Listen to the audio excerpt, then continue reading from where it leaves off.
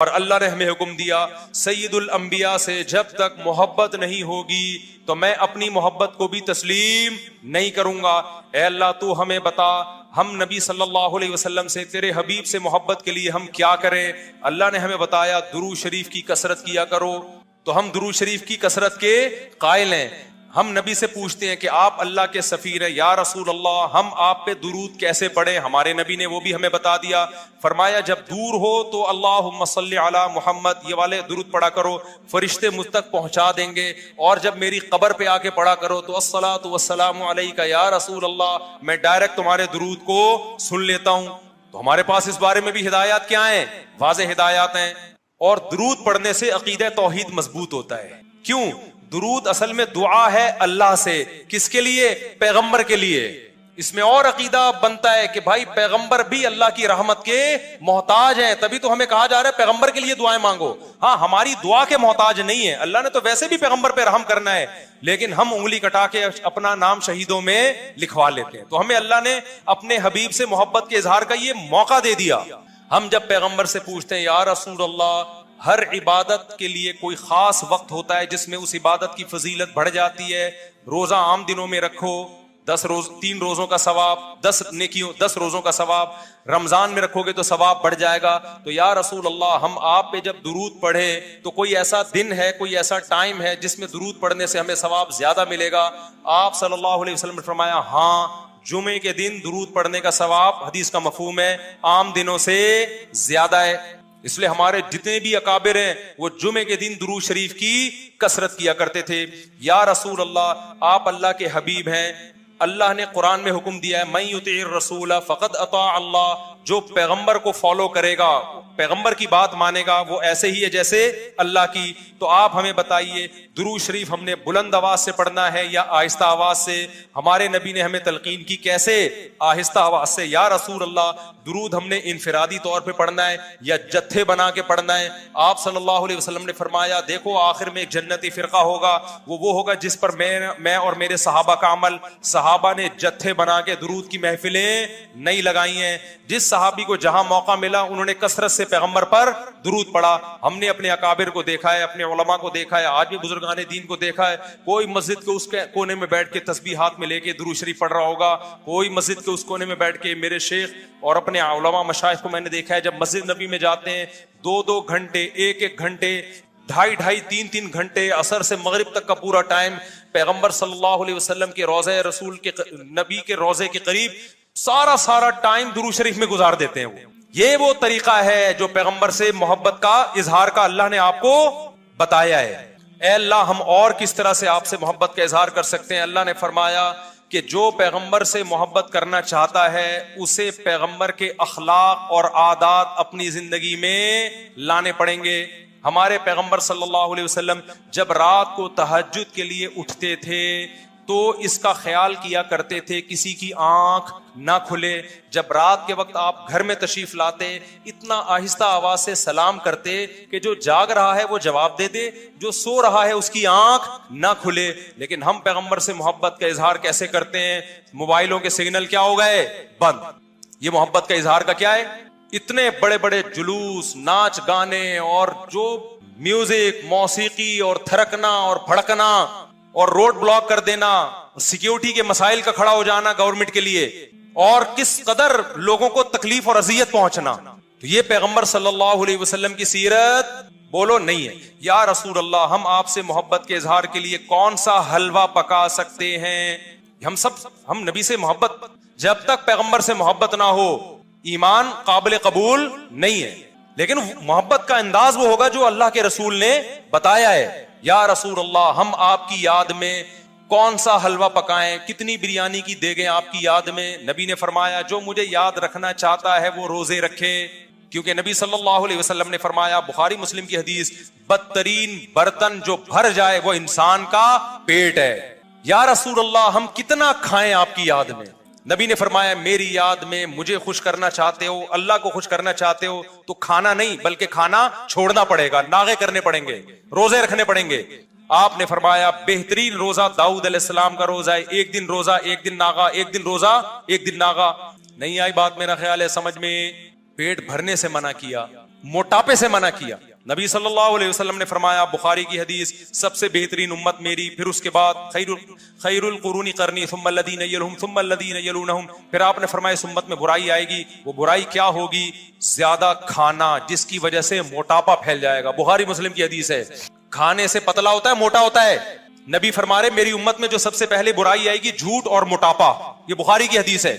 ایک موٹاپا وہ ہوتا ہے جو نیچرلی ہوتا ہے, بہت سے اللہ والوں کو بھی ہم نے دیکھا ہے وہ بائی نیچر موٹے ہوتے ہیں, بھاری ہوتے ہیں, اس سے یہ کوئی گناہ نہیں ہے, وہ صحابہ کرام میں بھی تھے. یہاں اس موٹاپے کی برائی بیان ہو رہی ہے جو حلوے مانڈے کھانے کی وجہ سے ہو. چاہے 11ویں شریف کے نام پہ کھاؤ, چاہے 12ویں شریف کے نام پہ نہ کھاؤ, جب کھاؤ گے اس سے خدا خوش نہیں ہوگا. کھانے سے پرہیز کرو گے تو خدا کیا ہوگا؟ خوش ہوگا. آپ کہتے ہو ہم کھلاتے ہیں, کھاتے بھی تو ہو, اور جن کو کھلا رہے ہو وہ کون سا وہ لوگ ہیں جن کو 2 وقت کا کھانا نہیں ملا؟ وہ 6 محفلوں کے کھانے 11ویں پھوڑ کے آئے ہوئے ہوتے ہیں آپ کے پاس. ہم فراق یار میں گھل گھل کے ہاتھی ہو گئے, اتنے گھلے رستم کے ساتھی ہو گئے. یار کا فراق, یار کی جدائی, اس میں گھل گھل کے عاشق موٹا ہوتا ہے کہ دبلا ہوتا ہے؟ بولو نا, دبلا ہوتا ہے. لیکن شاعر کہہ رہا ہے آج کا جو عاشق ہے وہ یار کی جدائی میں گھل گھل کے ہاتھی ہو رہا ہے, بجائے پتلے ہونے کے کیا ہو رہا ہے؟ موٹا ہو رہا ہے. اتنا گھلتا ہے کہ رستم پہلوان کا ساتھی بن جاتا ہے. اسلام میں بھوکا رہنا سنت ہے, پھوڑنا پھاڑنا کھانا پینا یہ سنت نہیں ہے. 40 دن نبی کے گھر میں چولہا نہیں جلا, اور اگر آپ کھاتے ہو کھاؤ, مذہب کا لیبل مت لگاؤ اس پہ. کھانے پر پابندی نہیں ہے, مذہب کا لیبل تو مت لگاؤ نا کہ یہ بہت ثواب کا. میں بھی جاتا ہوں, نہاری کھاتا ہوں, الحمدللہ پھوڑتا ہوں, لیکن یہ نہیں کہتا سنت پہ عمل کر رہا ہوں میں, یہ نہیں کہتا میں. بھائی دل چاہ رہا تھا کھا لیا ہم نے, مدذل لا لیا, جو سامنے آیا کھا لیا. سنت کا لیبل نہیں. سنت جب ہے جب روزہ رکھوں گا, جس دن نہیں کھاؤں گا یار آج فاقہ کرو, پھر بتاؤں گا ویلاگ بناؤں گا, دیکھو آج میں فاقے سے ہوں, سنت ہے یہ. پھوڑنے پھاڑنے کے بھی ویلاگ ہم بناتے ہیں بس نہاری کے فضائل سنانے کے لیے کہ اتنی مزے کی, سنت سمجھ کے نہیں پھوڑتے. آپ آج ہماری سوسائٹی کھانے کو مذہب سمجھنا شروع کر دیا ہے. مذہب نہیں ہے کھانا, فاقے مذہب ہے, بھوکا رہنا مذہب ہے. فرمایا ان اللہ و ملائکتہ, بے شک اللہ تعالیٰ اور اس کے فرشتے, یصلون علی النبی, نبی پر رحمت بھیجتے ہیں. یعنی فرشتے تو رحمت کی دعا کرتے ہیں اور اللہ رحمت بھیجتا ہے. یا ایھا الذین آمنوا, اے لوگو جو ایمان لائے ہو, صلو علیہ, نبی پر خصوصی رحمت بھیجا کرو جس کو اردو میں درود کہا جاتا ہے. وسلموا, اور سلامتی بھیجا کرو, تسلیمہ سلامتی بھیجنا, یعنی خوب سلامتی بھیجا کرو. تو یہ آیت جب اس آیت کی وجہ سے علماء نے یہ مسئلہ فقہاء نے بیان کیا ہے کہ زندگی بھر میں 1 مرتبہ درود بھیجنا ہر مسلمان پہ فرض ہے, کیونکہ اللہ نے حکم دیا ہے. اور الامر بشیء لا یقتضی التکرار, جب کسی بات کا آرڈر دیا جاتا ہے نا تو وہ 1 دفعہ کرنے سے وہ آرڈر پورا ہو جاتا ہے. تو اللہ نے ہمیں درود کا حکم دیا, تو زندگی میں 1 دفعہ بھی اگر ہم درود پڑھ لیں گے تو یہ فرض ادا ہو جائے گا. جیسے کہ کلمہ توحید زندگی میں 1 دفعہ پڑھنا فرض ہے, باقی جتنا پڑھیں اتنا اچھا ہے. اور جب کسی مجلس میں نبی صلی اللہ علیہ وسلم کا ذکر کیا جائے تو 1 مرتبہ اس میں درود پڑھنا واجب ہے, فرض نہیں ہے. فرض اور واجب ایک اصطلاح ہے. فرض کا مطلب ہوتا ہے جس کی دلیل یقینی اور قطعی ہو. تو چونکہ قرآن نے درود پڑھنے کا حکم دیا تو وہ چونکہ یہ نہیں اللہ نے کہا کہ ہمیشہ پڑھتے رہا کرو, بلکہ پڑھو تو 1 دفعہ پڑھنا اس قطعی یقینی دلیل کی وجہ سے فرض ہے. تو فرضیت ایک ایسی چیز ہوتی ہے جس کا انکار کرنے سے انسان کافر ہو جاتا ہے, کیونکہ اس کی دلیل بہت مضبوط ہوتی ہے. اور دوسری حدیث میں آتا ہے کہ وہ شخص بخیل ہے کہ میرے سامنے اس کا تذکرہ کیا جائے اور مجھ پر درود نہ پڑے. تو اس حدیث یہ چونکہ خبر واحد ہے, کیونکہ ظاہر ہے قرآن جس طرح تواتر کے ساتھ ثابت ہے, اس طرح اخبار آحاد جو خبر واحد ہوتی ہیں وہ اس طرح تواتر کے ساتھ ثابت نہیں ہوتی, تو اس میں تعویل کا بھی امکان ہوتا ہے. تو اس لیے فقہاء خاص طور پر احناف جو ہیں, فقہاء حنفیہ, انہوں نے فرض اور واجب ایک ٹرم بنائی ہے شرعی مسائل کو سمجھانے کے لیے. تو اس لیے انہوں نے کہا کہ جب کسی مجلس میں نبی کا نام آئے نا تو اس مجلس میں 1 دفعہ کم سے کم درود پڑھنا واجب ہے. واجب کا درجہ تھوڑا سا فرض سے نیچے ہوتا ہے کیونکہ وہ حدیث سے ثابت ہے. تو اور پھر جب بار بار نبی کا نام آئے تو پھر بار بار پڑھنا واجب نہیں ہے کیونکہ اس میں حرج ہے. ہاں مستحب ضرور ہے کہ جتنی دفعہ پڑھیں, جب بھی نبی صلی اللہ علیہ وسلم کا نام آئے تو لازمی درود شریف پڑھا کریں, یہ تو مستحب ہے. نبی صلی اللہ علیہ وسلم نے فرمایا جس شخص نے مجھ پہ 1 دفعہ درود پڑھا اللہ اس پر 10 رحمتیں نازل کرتے ہیں اور اس کی 10 خطاؤں کو معاف کرتے ہیں. تو بہت زیادہ فضیلت ہے درود شریف پڑھنے کی. اور یہ بڑی عجیب بات ہے کہ درود شریف جو ہے یہ اصل میں اللہ کی عبادت ہے. یہاں میں آپ کو ایک دلچسپ مسئلہ بھی بتاتا چلوں. شرعی مسئلہ یہ ہے کہ جب ہم کوئی منت مانتے ہیں نا، منت کہ اگر اللہ نے میرے مریض کو شفا دے دی تو میں اتنے روزے رکھوں گا، میں یہ کروں گا، میں یوں کروں گا، تو اس عمل کو منت کہا جاتا ہے کہ باقی اگر آپ ٹھیک ہو گئے تو آپ پر لازم ہوتا ہے کہ آپ وہ کام کریں. تو منت میں یہ ضروری ہے کہ آپ جس چیز کی منت مانیں وہ عبادت مقصودہ ہو اور اس کی جنس میں سے لازم بھی ہو، یعنی عبادت میں کامل عبادت ہونی چاہیے، وہ عبودیت کا عنصر اس میں ہو. جیسے آپ نے منت مانی کہ اگر جو ہے میں امتحان میں پاس ہو گیا تو میں 3 روزے رکھوں گا، تو روزے عبادت ہے، مقصود ہے، یعنی عبادت مقصودہ میں سے. لیکن اگر آپ نے منت مانی کہ میں اگر امتحان میں پاس ہو گیا تو میں وضو کروں گا، تو وضو چونکہ مقصود نہیں ہے، عبادت مقصودہ نہیں ہے، وضو سے مقصد تو نماز ہوتی ہے، تو وہ منت آپ کے اوپر لازم ہی نہیں ہوگی. آپ نے اگر منت مانی کہ جی میں صدقہ کروں گا، تو صدقہ عبادت مقصودہ ہے اور اس کی جنس میں سے جو زکوٰۃ ہے وہ واجب بھی ہے. روزے کی جنس میں سے رمضان کا روزہ واجب ہے. آپ نے نفل نماز کی منت مانی تو بھی منت پورا کرنا آپ پر لازم ہے، کیونکہ نفل نماز جو ہے وہ عبادت بھی ہے اور اس کی جنس میں سے یعنی فرض نماز آپ پر لازم بھی ہے. تو اگر دونوں میں سے ایک شرط بھی نہیں پائی جائے گی تو منت پھر منعقد ہی نہیں ہوتی ہے. جیسے آپ نے کہا کہ میں جو ہے وہ اگر امتحان میں کامیاب ہو گیا، پاس ہو گیا، تو میں جو ہے اپنے والدین کی خدمت کروں گا، تو یہ خدمت ثواب تو بہت ہے لیکن عبادت مقصودہ نہیں ہے، عبادت مقصودہ نہیں ہے. تو یہ منت آپ پر پورا کرنا لازم نہیں ہوگی. خدمت تو کرنی چاہیے، ماں باپ کی خدمت سے بڑھ کر تو دنیا میں کوئی نیکی نہیں ہے، لیکن عبادت مقصودہ نہیں ہے. مقصودہ کا مطلب نماز، حج، یہ سب چیزیں جو ہے نا مقصود میں آتی ہیں. یہ کسی عارضے کی وجہ سے اللہ نے ہمیں حکم دیا ہے کہ تاکہ ماں باپ کو پریشانی نہ ہو. یہی وجہ ہے کہ اگر خدمت کے محتاج نہیں ہوتے تو پھر خدمت واجب بھی نہیں ہوتی، ان کی خدمت کے محتاج ہوتے ہیں تو واجب ہوتی ہے.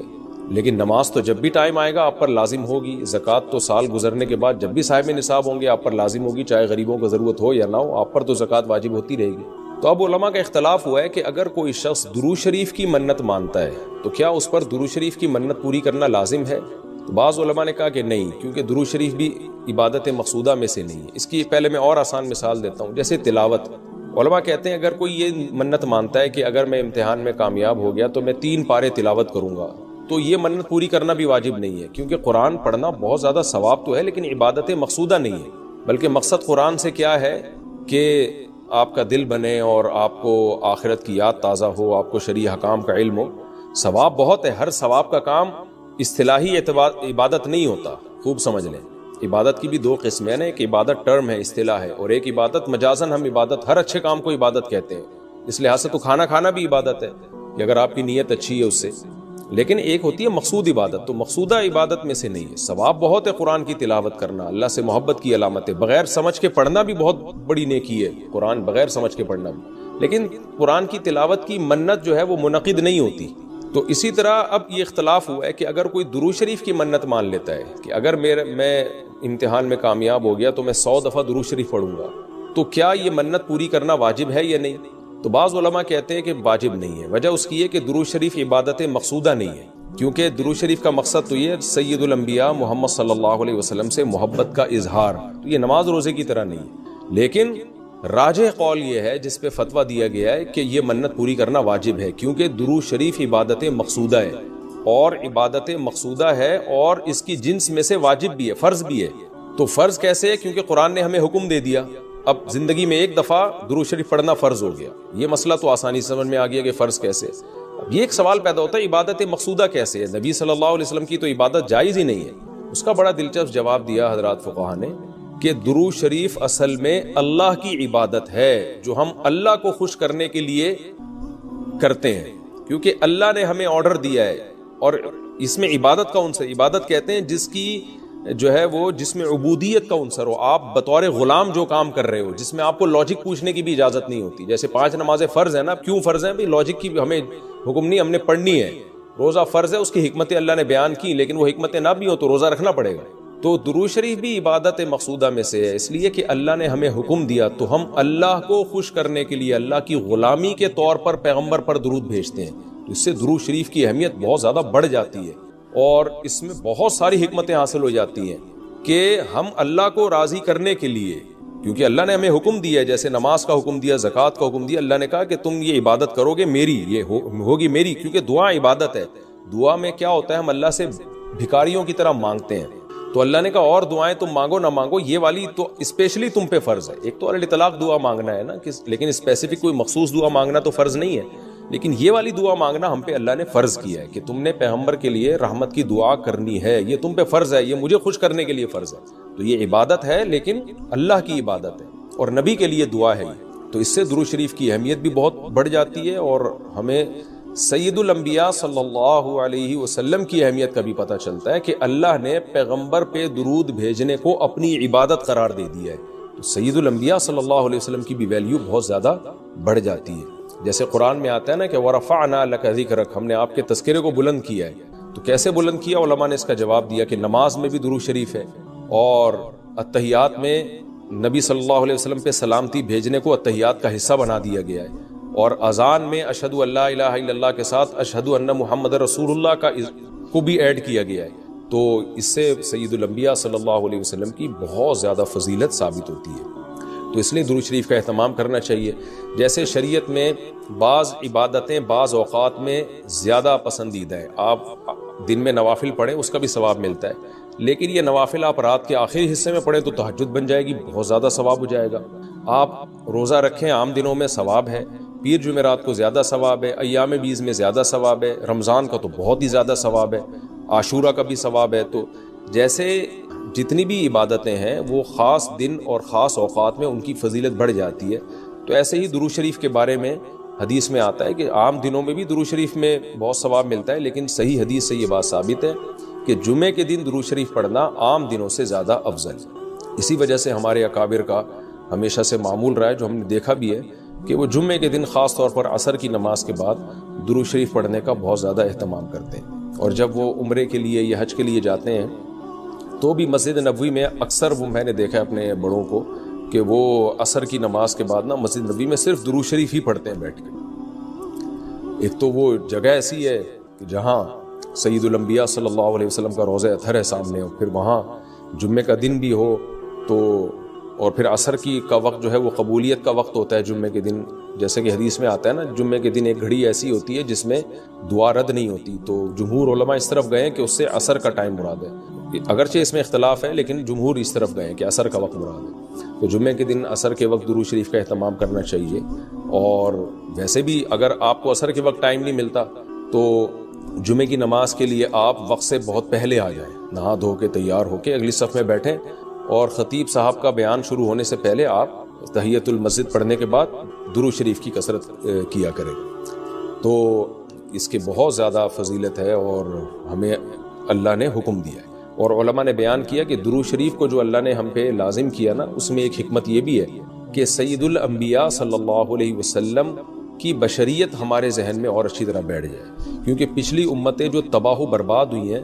وہ اس لیے ہوئی ہیں کہ انہوں نے پیغمبروں کو اتنا اونچا مقام دیا کہ اللہ کے برابر لے آئے، جیسے عیسائیوں نے حضرت عیسیٰ کو اللہ کا بیٹا بنا دیا معاذ اللہ، اور ہمارے یہاں بھی جو بدعتی لوگ ہیں انہوں نے سید الانبیاء کو حاضر ناظر مشکل کشا کیا بنا دیا، تو شرک کرنے لگے۔ تو درود شریف میں ایک حکمت یہ بھی ہے کہ جب ہم نبی کے لیے دعا کرتے ہیں اللہ تعالیٰ سے کہ اللہ سید الانبیاء پر اپنی خصوصی رحمتیں نازل فرما اور آپ پر سلامتیاں بھیج، تو اس سے ہمیں یہ بھی پتہ چلتا ہے، یہ عقیدہ ہمارے دل میں بیٹھتا ہے کہ محمد صلی اللہ علیہ وسلم بھی اللہ کی رحمت کے محتاج ہیں، تبھی تو ہمیں حکم دیا جا رہا ہے کہ ان کے لیے دعا مانگو۔ ہاں یہاں ایک اشکال ہو سکتا تھا اس کا کہ بھئی اچھا اس کا مطلب نبی ہماری دعا کے محتاج ہیں، تو نہ نبی ہماری دعا کے محتاج نہیں ہے، اللہ کی رحمت کے محتاج ہے۔ ہم دعا نہیں بھی مانگیں گے تو اللہ اپنے حبیب صلی اللہ علیہ وسلم پر رحمت بھیجے گا، لیکن اللہ نے ہمیں حکم یہ دیا تاکہ ہماری نظر میں یہ عقیدہ اور اچھی طرح مضبوط ہو جائے کہ تم بھی پیغمبر کے لیے اللہ سے دعا مانگا کرو۔ اس سے پتہ چلتا ہے پیغمبر تمہاری دعا کے محتاج ہو یا نہ ہو، لیکن اللہ کی رحمت کے بہرحال محتاج ہیں، اور پیغمبر بھی اس لائق ہیں کہ ان کے لیے دعا مانگی جائے، اور یہ اس سے ان کا مرتبہ کم نہیں ہوتا بلکہ مرتبہ بڑھ جاتا ہے، کیونکہ پیغمبر نے ہمیں یہ سکھایا ہے کہ یا ایھا الناس انتم الفقراء الی اللہ، اے لوگو تم سب کے سب اللہ کے در کے محتاج ہو۔ اور یہ جو میں نے کہا کہ پیغمبر اس لائق ہیں کہ ان کے لیے دعا مانگی جائے، تو اس کا کوئی یہ مطلب نہ لے کہ پیغمبر ہماری دعا کے محتاج ہیں، یہ میں بار بار بتا چکا ہوں، ہماری دعا کے محتاج نہیں ہے، لیکن اللہ تعالیٰ یہ چاہتے ہیں کہ میں پیغمبر پر رحمت بھیجوں لیکن اس میں امتیوں کا حصہ پڑ جائے. حضرت مولانا اشرف علی تھانوی رحمہ اللہ نے اس کی ایک مثال دی ہے کہ جیسے کسی بادشاہ کو اپنے شہزادے سے بہت زیادہ محبت ہے, وہ ویسے ہی اس کو گفٹ دینا چاہتا ہے اور آپ کو پتہ ہے کہ اس نے یہ گفٹ دینا ہے, لیکن آپ جا کے بادشاہ سے سفارش کر دیتے ہو کہ بھائی ان کو یہ گفٹ دے دو.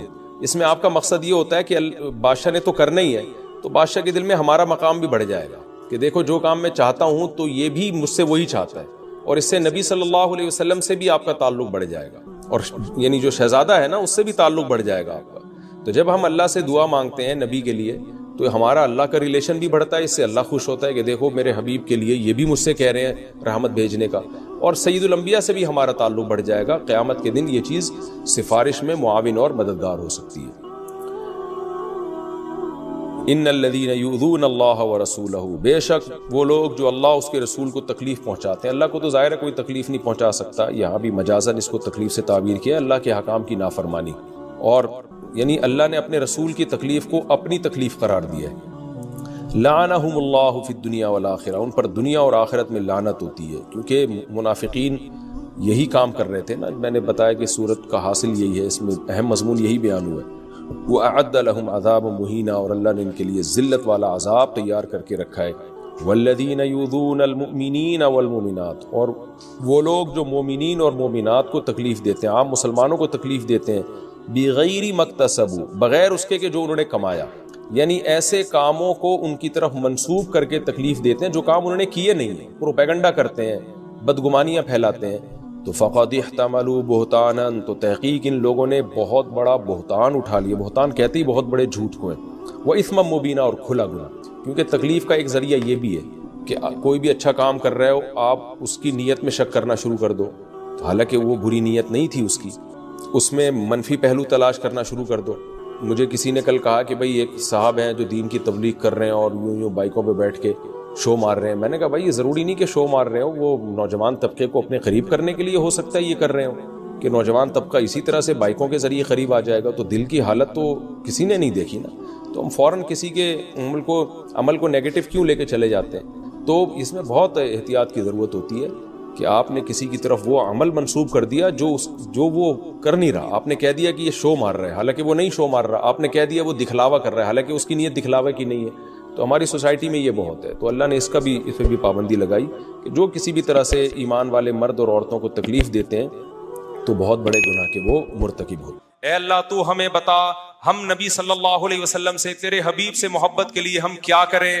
اللہ نے ہمیں بتایا درود شریف کی کثرت کیا کرو, تو ہم درود شریف کی کثرت کے قائل ہیں. ہم نبی سے پوچھتے ہیں کہ آپ اللہ کے سفیر ہیں, یا رسول اللہ ہم آپ پہ درود کیسے پڑھیں. ہمارے نبی نے وہ بھی ہمیں بتا دیا.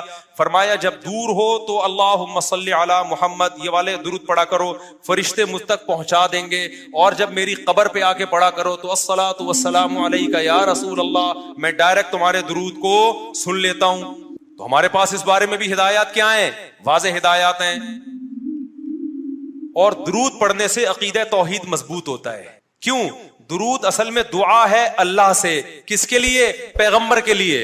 اس میں اور عقیدہ بنتا ہے کہ بھائی پیغمبر بھی اللہ کی رحمت کے محتاج ہیں, تبھی تو ہمیں کہا جا رہا ہے پیغمبر کے لیے دعائیں مانگو. ہاں ہماری دعا کے محتاج نہیں ہے, اللہ نے تو ویسے بھی پیغمبر پہ رحم کرنا ہے, لیکن ہم انگلی کٹا کے اپنا نام شہیدوں میں لکھوا لیتے ہیں. تو ہمیں اللہ نے اپنے حبیب سے محبت کے اظہار کا یہ موقع دے دیا. ہم جب پیغمبر سے پوچھتے ہیں یا رسول اللہ, ہر عبادت کے لیے کوئی خاص وقت ہوتا ہے جس میں اس عبادت کی فضیلت بڑھ جاتی ہے. روزہ عام دنوں میں رکھو, 3 روزوں کا ثواب, 10 روزوں کا ثواب. رمضان میں رکھو گے تو ثواب بڑھ جائے گا. تو یا رسول اللہ ہم آپ پہ جب درود پڑھے تو کوئی ایسا دن ہے, کوئی ایسا ٹائم ہے جس میں درود پڑھنے سے ہمیں ثواب زیادہ ملے گا؟ آپ صلی اللہ علیہ وسلم نے فرمایا ہاں, جمعے کے دن درود پڑھنے کا ثواب, حدیث کا مفہوم ہے, عام دنوں سے زیادہ ہے. اس لیے ہمارے جتنے بھی اکابر ہیں وہ جمعے کے دن درود شریف کی کثرت کیا کرتے تھے. یا رسول اللہ آپ اللہ کے حبیب ہیں, اللہ نے قرآن میں حکم دیا ہے من یطیع الرسول فقد اطاع اللہ, جو پیغمبر کو فالو کرے گا, پیغمبر کی بات مانے گا وہ ایسے ہی ہے جیسے اللہ کی. تو آپ ہمیں بتائیے درود شریف ہم نے بلند آواز سے پڑھنا ہے یا آہستہ آواز سے؟ ہمارے نبی نے ہمیں تلقین کی کیسے؟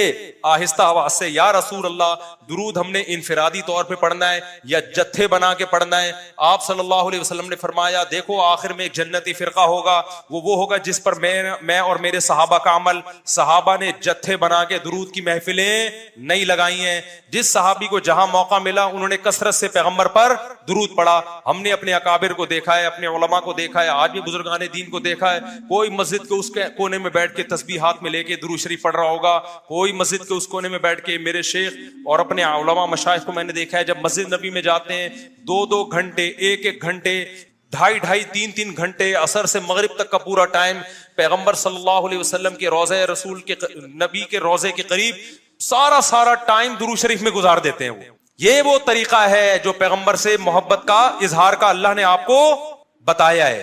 اے اللہ ہم اور کس طرح سے آپ سے محبت کا اظہار کر سکتے ہیں؟ اللہ نے فرمایا کہ جو پیغمبر سے محبت کرنا چاہتا ہے اسے پیغمبر کے اخلاق اور عادات اپنی زندگی میں لانے پڑیں گے. ہمارے پیغمبر صلی اللہ علیہ وسلم جب رات کو تہجد کے لیے اٹھتے تھے تو اس کا خیال کیا کرتے تھے کسی کی آنکھ نہ کھلے. جب رات کے وقت آپ گھر میں تشریف لاتے اتنا آہستہ آواز سے سلام کرتے کہ جو جاگ رہا ہے وہ جواب دے دے, جو سو رہا ہے اس کی آنکھ نہ کھلے. لیکن ہم پیغمبر سے محبت کا اظہار کیسے کرتے ہیں؟ موبائلوں کے سگنل کیا ہو گئے؟ بند.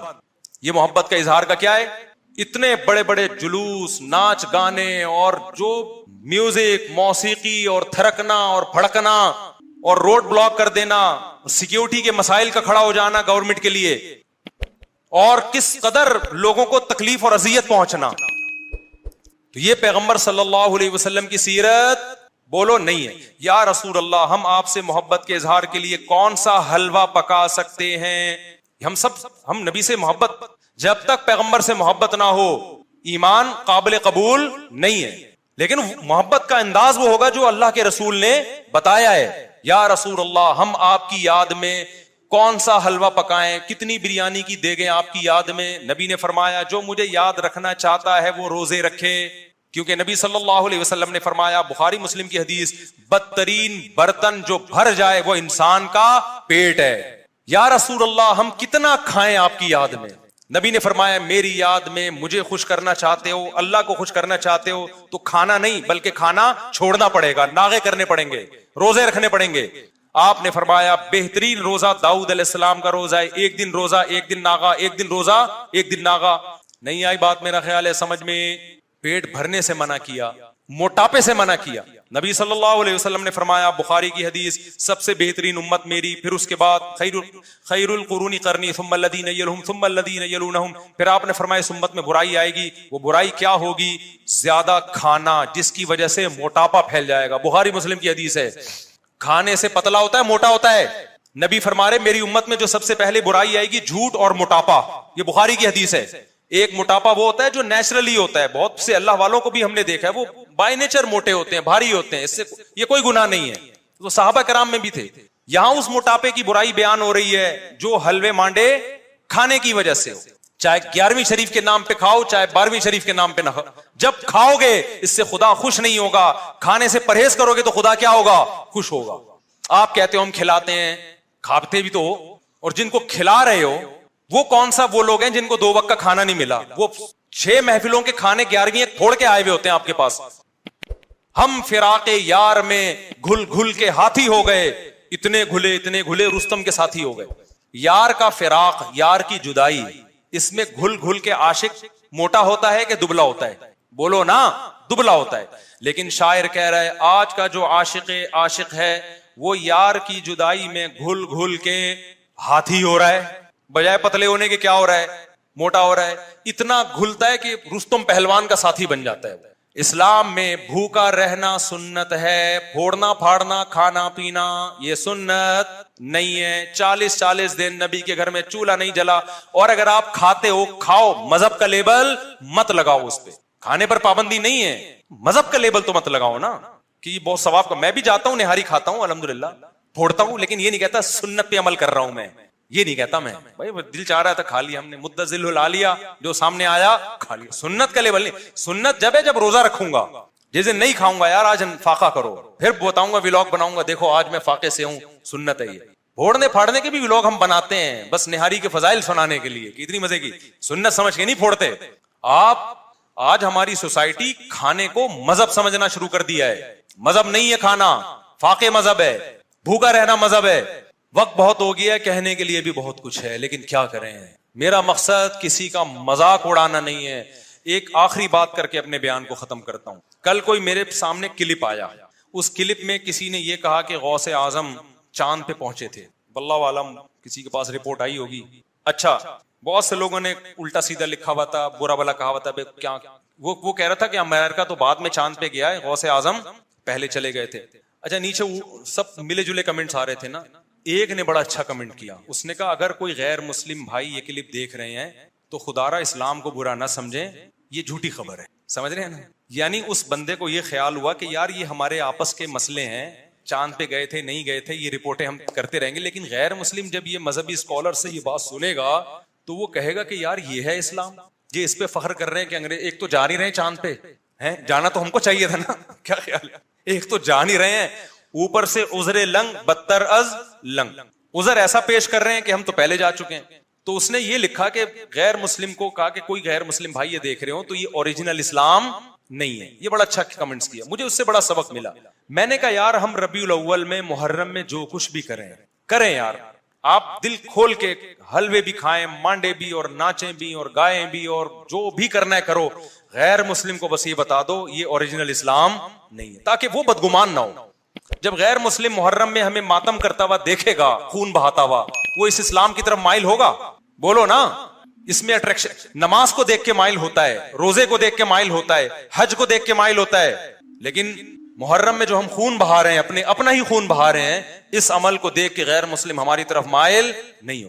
جو کچھ ربیع الاول میں ہم کر رہے ہیں اس عمل کو دیکھ کے غیر مسلم اسلام کی طرف مائل نہیں ہوگا. تو آپ سب کچھ کرو لیکن ہندوؤں کو، سکھوں کو بتا دو کہ یہ سچی مچی کا اسلام نہیں ہے. سچی مچی والا اسلام وہ ہے جس میں رمضان کے روزے ہیں، جس میں پیر جمعرات کا روزہ ہے. مسلمان صبح اٹھتا ہے، سحری کے وقت میں کھاتا ہے اللہ کے لیے، سارا دن بھوکا پیاسا رہتا ہے.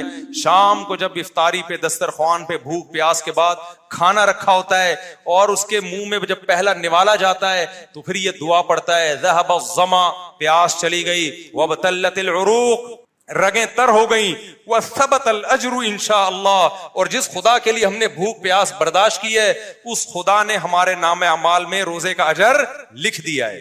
غیر مسلم اس اسلام کو دیکھ کے متاثر ہوگا جس میں آپ ماں باپ کے قدموں میں جنت تلاش کر رہے ہوگے. غیر مسلم اس اسلام کو دیکھ کے متاثر ہوگا جس میں گرل فرینڈ کا، بھنگی اور چماروں والے رشتوں کا کوئی تصور نہیں ہے، جس میں عورت سے وفائے بیوی بنا کے گھر لے کر آؤ، اس کو، اس کی اولاد کے کفیل بن جاؤ. یہ ہے وہ پیارا اسلام جو کس نے دیا ہے؟ جو اللہ نے ہمیں دیا ہے، جس کو دیکھ کر لاکھوں کروڑوں غیر مسلم مسلمان ہوئے ہیں. اور جو اسلام کا رخ آج پیش کیا جا رہا ہے، دھرنے اور روڈ بلاک اور یہ سب، یہ والا اسلام کبھی بھی غیر مسلم اس کی طرف مائل نہیں ہوگا. تو جیسے اس نے غوث اعظم کی کوئی غیر مستند کرامت بیان کر دی نا، چاند پہ پہنچنے والی، جس کا کوئی ثبوت نہیں ہے، تو نیچے کسی نے کمنٹس کر دیے کوئی غیر مسلم بھائی، اس نے کے الفاظ تھے، غیر مسلم بھائی کو میں یہ بتاتا چلوں یہ سچی مچی والا اسلام نہیں ہے. تو آپ جو کچھ بھی کریں ایک بورڈ لگا دیں، بھائی یہ ہمارا اپنا اسلام ہے، یہ سچی مچی والا اسلام نہیں ہے. سچی مچی والے اسلام میں قبر ایک بالش سے اونچی نہیں ہوتی. سچی مچی والے اسلام میں قبریں پکی نہیں ہوتی. سچی مچی والے اسلام میں حلوے مانڈے نہیں ہوتے. پوری دنیا کے ڈاکٹر اس پر متفق ہیں کہ میٹھا کھانا انسان کی صحت کے لیے انتہائی نقصان دہ ہے. میں کینسر کے اسپیشلسٹ سے ملا ہوں، ان کا کہنا ہے کہ سگریٹ اتنی نقصان دہ نہیں ہے جتنے حلوے نقصان دہ ہیں. نہیں ہے میرا خیال بات سمجھ. سگریٹ سے زیادہ نقصان دہ کیا چیز ہے؟ حلوے. کیونکہ سگریٹ سے وزن نہیں بڑھتا، میٹھے سے وزن بڑھتا ہے، اور وزن بڑھنے سے بلڈ پریشر بھی ہے، شوگر بھی ہے، کینسر بھی ہے، 20 بیماریاں ہیں. سگریٹ سے صرف کینسر ہے. یہ ڈاکٹر کی رپورٹ پیش کر رہا ہوں، ہوائی فائرنگ نہیں ہے. اس پہ ریسرچ پیپر بھی دکھا سکتا ہوں آپ کو. تو اسلام اس چیز کو کیسے پروموٹ کرے گا جس میں تیزے پہ بھی کھانا ہے، 40ویں پہ بھی کھانا ہے، 11ویں پہ بھی کھانا ہے، 13ویں پہ بھی کھانا ہے، اور جناب ربیع الاول پہ بھی کھانا ہے، 10 محرم کو حلیم کی دیگ ہے. ہر تھوڑے دن بعد کوئی نہ کوئی کھانے کا پروگرام चल रहा होता। इस्लाम में सिर्फ एक खाना है, दो खाने खानदानी, एक बकरीद का खाना, उसमें भी मीठा नहीं है, उसमें क्या है, गोश्त। एक ईद उल फितर का खाना, उसमें मीठा है लेकिन बहुत थोड़ा, खजूर के चंद दाने। और एक वलीमे का खाना है जो शादी के बाद होता है, जो बाज लोगों को 4 दफा नसीब होता है, उसमें भी गोश्त है, मीठा नहीं है, उसमें भी औलिम वलौ बिशात। नबी ने फरमाया वलीमा करो अगरचे बकरे के जरिए क्यों ना हो, एक बकरी क्यों ना हो। इस्लाम ऐसी खुराकों को प्रोमोट ही नहीं करता जिसे खा के आप चौड़े हो जाएं। गोश्त खा के चौड़ा नहीं होता आदमी, मोटा नहीं होता, कार्बोहाइड्रेट कम है उसमें। और आप मीठे को फोकस कर रहे हो, ये वाला केक। मेरे पास तो मिठाई के डब्बे ला ला के ना लोगों ने, जो आ रहा है मिठाई का डब्बा लेके आ रहा है गिफ्ट में। मैं पहले घर में देता था, बच्चे खाते थे, अब मैंने घर में देना भी छोड़ दिया। मैंने कहा मैं अपने बच्चों को क्यों तबाह करूं अपने हाथों से यार। लड्डू खा खा के लड्डू जैसे बन जाएंगे वो। हमने अपने बच्चों को फोकस किया, अंडे खाओ, गोश्त खाओ, दूध पियो। मीठे को मैं प्रोमोट नहीं करता घर में ज्यादा, समझते हो। और हमारे यहाँ मशहूर किया खाने के बाद मीठा खाना सुन्नत है। पटांग बातें कर रहे हो यार तुम। खाने के बाद खाना खाना ही कहाँ सुन्नत है कि उसके बाद मीठा खाना भी सुन्नत हो। तो जो कुदरती तौर पर मोटे होते हैं वो तो बड़े बड़े बुजुर्गान दीन हैं, वो तो कुदरत की तरफ से। बात साहबा का जिस्म भी भारी था, लेकिन खूब समझ लो खा के जो मोटा हो रहा है, अल्लाह उसके रसूल सल्लल्लाहु अलैहि वसल्लम को वो पसंद नहीं है। सही हदीस, आपने एक शख्स को देखा जिनका पेट निकला हुआ था, भारी जिस्म था, आपने फरमाया लौ कान हादा फी गैरी हादा लकान खैरन, कमा क़ाल सल्लल्लाहु अलैहि वसल्लम। फरमाया जो खुराक तुमने खाई है ना, जो पैसा खर्च किया है, किसी और जगह पे खर्च करते तो अच्छा था। तो इसलिए मेरे भाई, खुदा के लिए इस्लाम को बदनाम बोलो मत करो। रोजे रखो, रोजे रखो, तहज्जुद पढ़ो, कम खाओ, भागो दौड़ो। सहाबा कराम की जो एक्टिविटीज थी वो यही थी। सदका खैरात करो छुप छुप के, देगों को फोकस मत करो। देग से गरीब को फायदा नहीं होता, देग जैसा हो जाएगा वो गरीब भी, उसके पास तो इलाज के पैसे भी नहीं है। चुपके से ले जाके गरीब को सदका कर दिया करो, ऐसे दाएं हाथ से दो, बाएं को भी पता न चले। उसको बोलो भाई ये पैसे हैं, अब तेरी जो जरूरत है उससे पूरी कर। और अगर वो कहे मुझे खाना ही चाहिए, तो देग के बजाय घर में राशन डलवा दो। क्या कर लो, चुपके से ले जाके राशन डलवा दो उसके घर में। दिखा के भी डलवा सकते हो ताकि लोगों को तरगीब हो, लेकिन राशन डलवाओ, पैसे दो। बकरों को फोकस मत करो, देगों को फोकस मत करो। अल्लाह देग बनने से पहले हमें इन बातों को समझने की, तो यानी इससे पहले कि हम खुद देग जैसे बन जाएं, अल्लाह हमें इन बातों को समझने की तौफीक अता फरमाए।